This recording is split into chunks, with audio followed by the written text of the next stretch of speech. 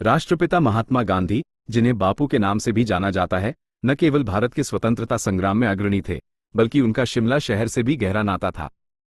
उन्होंने अपने जीवनकाल में 10 बार शिमला का दौरा किया और उनकी अंतिम यात्रा के दौरान वे चैडविक हाउस में ठहरे थे, जो आज भी उनकी स्मृतियों को संजोए हुए है। चैडविक हाउस, जो कभी ब्रिटिशकालीन भारत की ग्रीष्मकालीन राजधानी शिमला का एक महत्वपूर्ण हिस्सा था, अब एक संग्रहालय के रूप में संरक्षित है। ये भवन महात्मा गांधी की शिमला यात्राओं की जीवंत यादों का प्रतीक है। 2 मई 1946 से 14 मई 1946 तक अपनी अंतिम शिमला यात्रा के दौरान बापू यहीं रहे थे। इस दौरान उन्होंने प्रार्थना सभाओं का आयोजन किया और विभिन्न विषयों पर अपने विचार प्रकट किए। यह ऐतिहासिक भवन, जो कभी जर्जर हालत में था, आज बापू के चरणों की धूल से पवित्र हो गया है।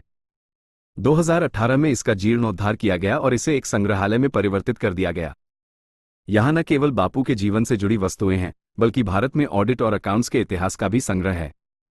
गांधी इन शिमला पुस्तक के लेखक विनोद भारद्वाज, जो पिछले 4 दशकों से लेखन और शोध कार्यों में लगे हैं, बताते हैं कि 1946 में महात्मा गांधी की अंतिम शिमला यात्रा के दौरान उनके साथ सरदार वल्लभ भाई पटेल, अब्दुल गफ्फार खान, आचार्य कृपलानी और सरदार पटेल की बेटी मनुबेन जैसे महत्वपूर्ण व्यक्ति थे।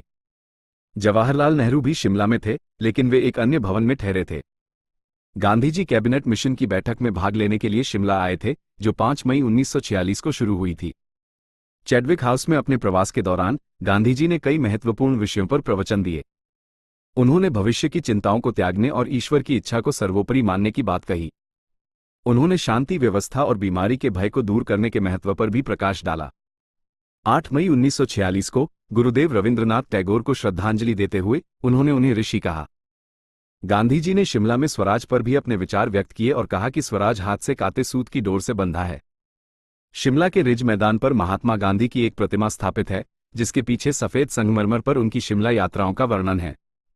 विनोद भारद्वाज के प्रयासों से इस विवरण को सुधारा गया है, ताकि नई पीढ़ी को शिमला के समृद्ध इतिहास और महात्मा गांधी के शिमला कनेक्शन के बारे में जानकारी मिल सके। यह जरूरी है कि नई पीढ़ी को बापू के जीवन और उनके विचारों के बारे में जागरूक किया जाए। चैडविक हाउस जैसे स्थानों को संरक्षित करके और उनकी स्मृतियों को फैलाकर ही हम बापू के आदर्शों को जिंदा रख सकते हैं।